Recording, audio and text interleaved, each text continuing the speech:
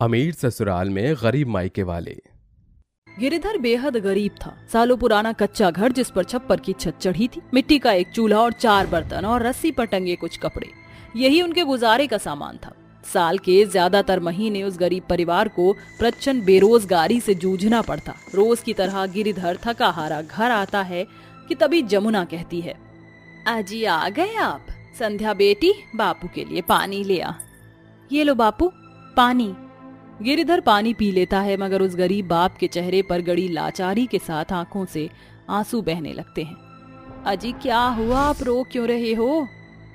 अरे रो नहीं तो और क्या करूं भगवान, अब के बरस बिटिया 22 की हो जाएगी। गांव के सभी लड़कियों की शादी हो गई, बस अपनी संध्या ही बच गई है। अरे पता नहीं इस गरीबी के कारण हमारी संध्या की डोली उठेगी भी कि नहीं। हाँ जी, भगवान पर भरोसा रखो। भगवान के घर देर है अंधेर नहीं। तुम देखना हमारी संध्या की शादी अच्छे घर में होगी। चलो अब खाना खा लो।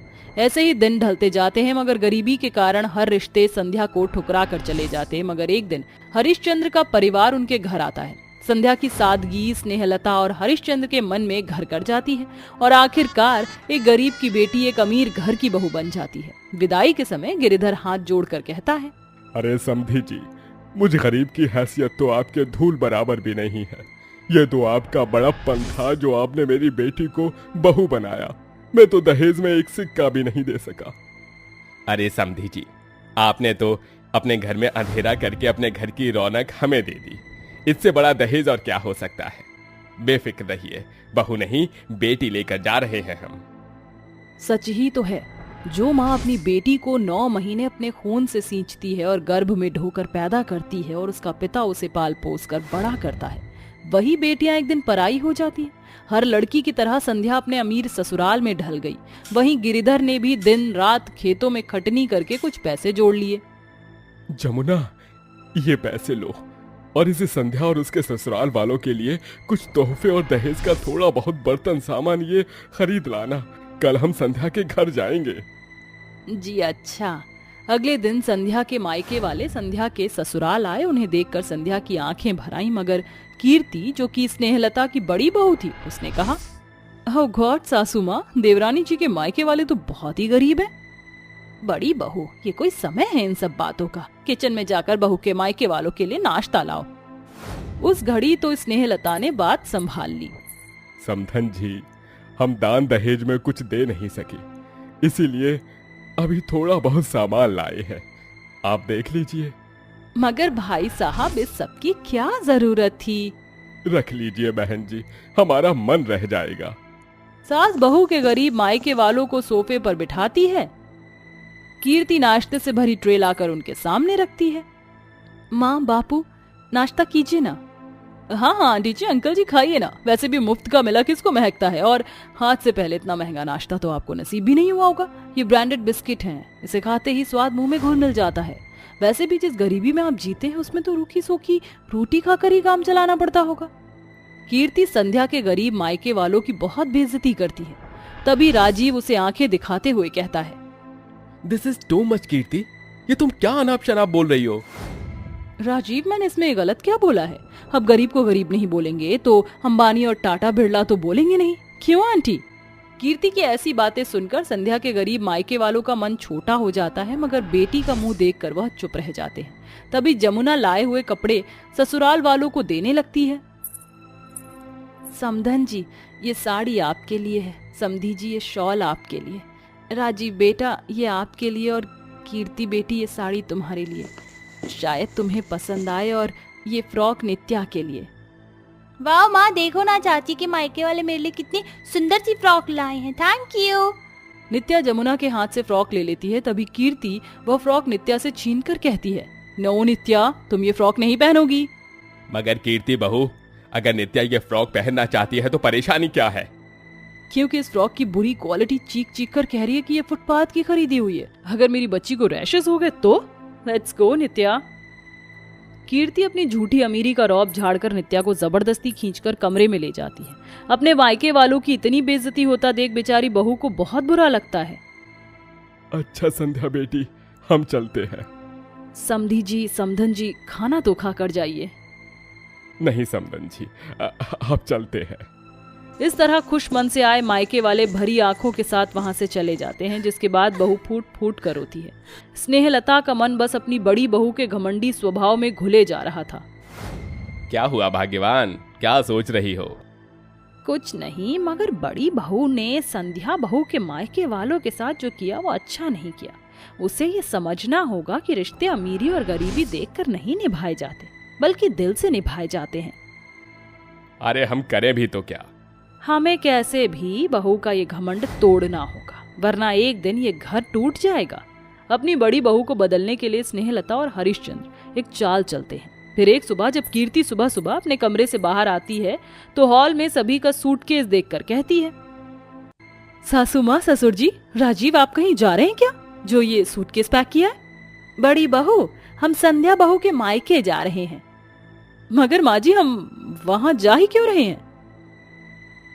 क्योंकि अब ये घर हमारा नहीं रहा कीर्ति। हमारी बिजनेस को बड़ा घाटा लगा है, जिसकी भरपाई में इस घर की बोली लग चुकी है। ये तो संध्या के मायके वालों का बड़प्पन है जो इस दुख भरी घड़ी में वो हमारे साथ खड़े हैं। बहू, तू नित्या को लेकर अपने मायके चली जा, क्योंकि अभी हमारा खुद का ठिकाना तो रहा नहीं, और फिर तू वहां एडजस्ट कैसे करेगी? बट सासू माँ, आप तो जानती हैं, डैडी ने दूसरे शहर घर शिफ्ट कर लिया। अब मैं कहाँ जाऊंगी? मैं वहीं एडजस्ट कर लूंगी, चलिए। इसके बाद संध्या अपने ससुराल वालों के साथ मायके आती है और जमुना कुर्सी पोंछ कर सभी को बैठाती है। आइए बहन जी, हमारे गरीब घर में आपका स्वागत है। कीर्ति बेटी, तुम खड़ी क्यों हो, बैठो ना।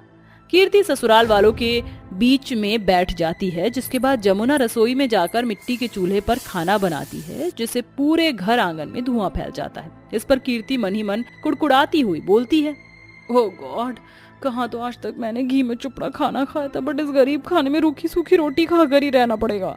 कीर्ति ऐसा सोच ही रही होती कि इतने में जमुना पकवानों से भरी थाली संध्या के ससुराल वालों के सामने परोसती है। ये लो बेटी, पकवान खाओ। वाह, ये खाना कितना यम्मी है माँ, तुम भी खाओ ना।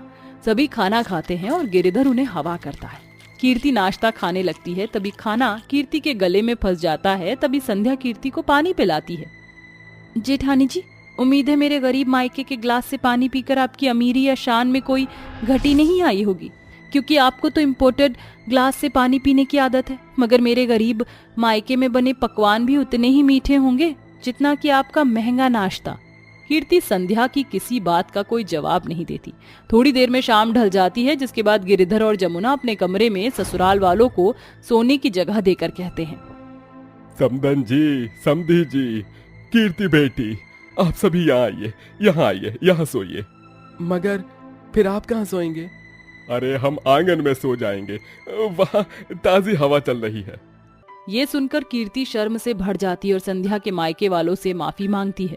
आंटी जी, अंकल जी, मुझे माफ कर दीजिए, मेरी आंखें अमीरी के घमंड से भर गई थी, इसलिए मैंने उस दिन आपकी बहुत बेइज्जती की, शायद इसलिए अब वो रही सी नहीं रही। मगर अब मुझे समझ आ गया कि मेरी अमीरी कब छिन जाए कुछ नहीं पता, मगर रिश्ते सुख दुख में साथ खड़े रहते हैं। बस बेटी चुप हो जाओ, तुम हमारे लिए संध्या के जैसी हो, रो मत।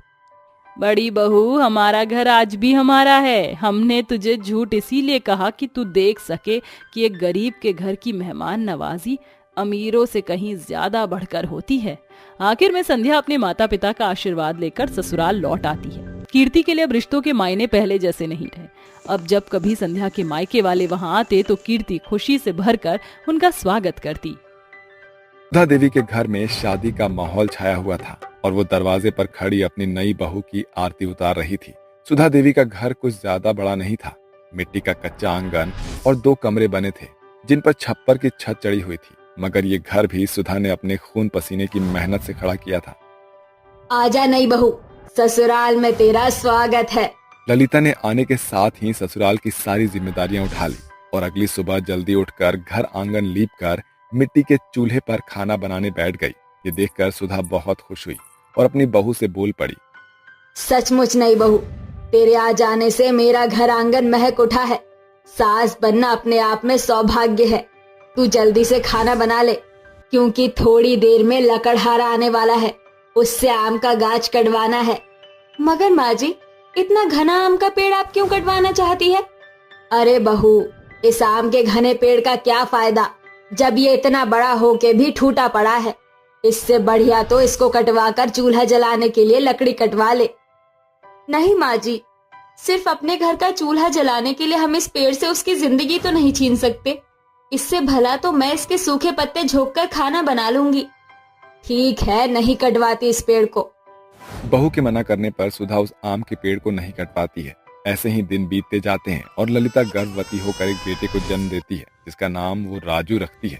अपने बेटे को गोदी में लेकर गोपाल बहुत खुश होता है। देखो माँ, भगवान ने हम गरीबों की झोली में क्या ही खुशी दी है। अब मुझे और भी ज्यादा मेहनत करनी होगी। ऐसे ही दिन बीतता जाता है और ललिता इस बार बेटी को जन्म देती है। एक तरफ जहाँ ललिता एक बेटी की माँ बनती है, वहीं उसी रोज उसके मांग का सिंदूर उससे हमेशा के लिए छिन जाता है। ऐसे में दोनों सास बहू के घर में घनघोर गरीबी आ जाती है। ललिता बहू, मैं काम की तलाश में जा रही हूँ। अपनी सास के जाने के बाद ललिता अपने दोनों बच्चों के साथ आंगन में बैठकर आम के पेड़ की ओर देखते हुए कहती है, ये हमारे घर पर कैसा बुरा वक्त पड़ गया है। जिस उम्र में माँ जी को आराम करना चाहिए वो मेहनत कर रही है। काश ये आम का पेड़ फल से भर जाता।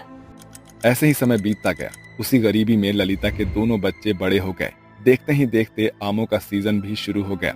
एक दिन राजू और पिंकी स्कूल से पढ़कर आ रहे थे कि तभी सोनू अपने बस्ते से एक आम निकालकर उन दोनों गरीब बच्चों को ललचाने लगता है। अरे वाह, क्या रसीले मीठे आम हैं, एकदम मिश्री के जैसे मीठे हैं।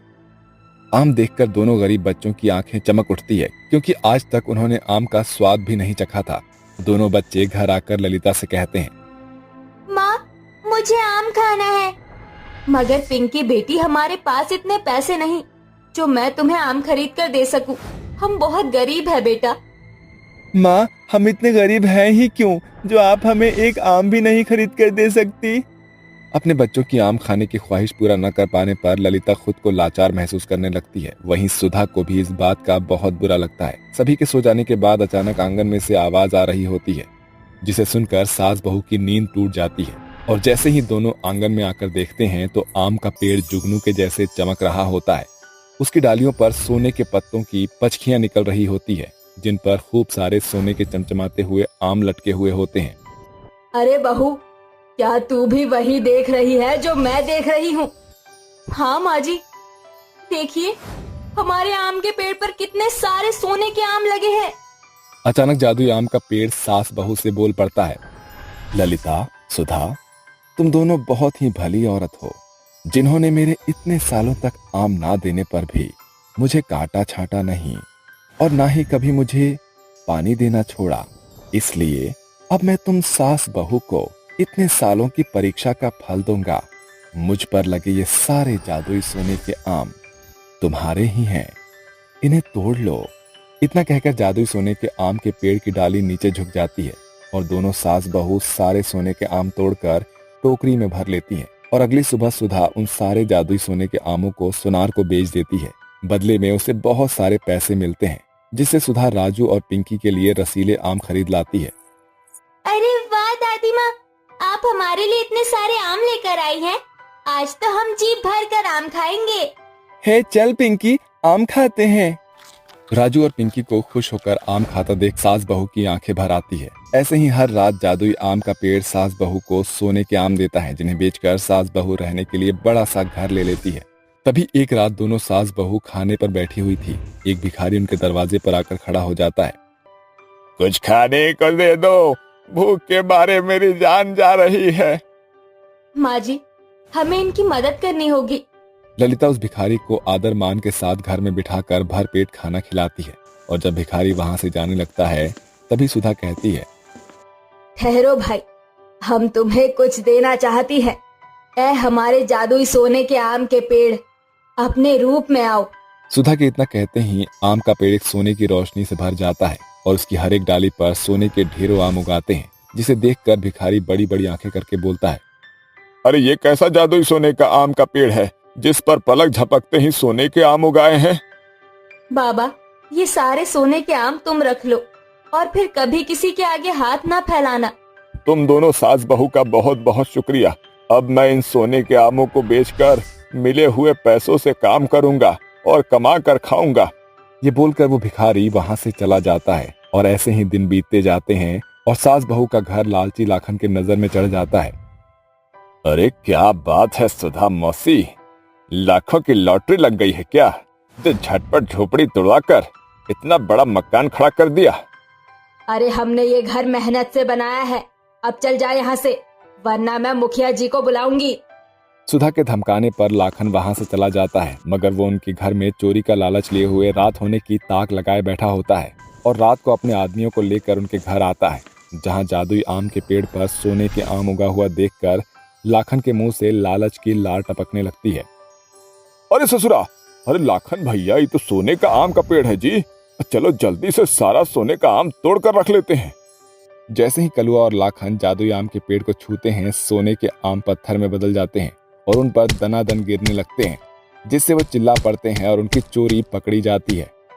अरे बचावा हो, अरे कौनो बचावा, अरे ससुरा आम जो है पत्थर का बन गया है। अरे जादुई आम का पेड़ कहीं हमारी जान न ले ले। माँ जी, ये आंगन से किसकी आवाज आ रही है?